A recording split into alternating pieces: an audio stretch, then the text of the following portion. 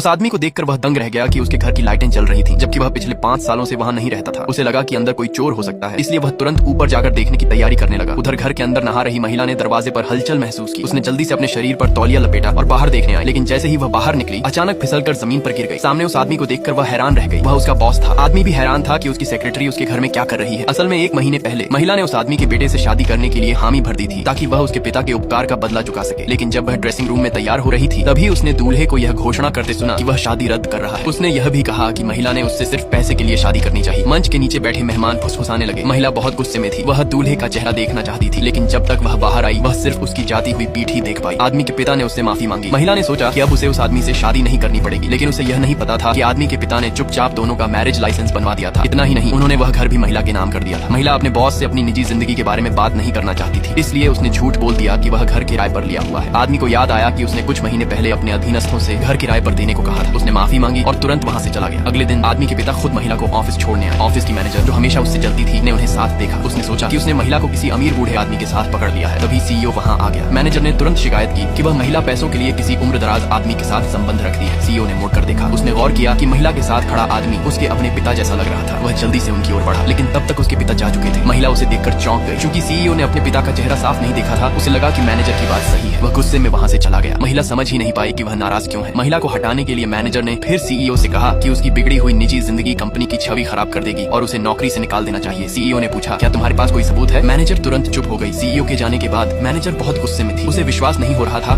कि सीईओ उस महिला का बचाव कर रहा है। तभी उसने सीईओ के असिस्टेंट को फोन पर बात करते सुना। उसे पता चला कि सीईओ पहले से शादीशुदा है और उसकी पत्नी भी इसी कंपनी में काम करती है। मैनेजर को अचानक याद आया कि महिला के साथ खड़ा अमीर आदमी बिल्कुल सीईओ के पिता जैसा दिखता था। वह खुद को यह सोचने से रोक नहीं पाई कि कहीं वह महिला ही सीईओ की पत्नी तो नहीं।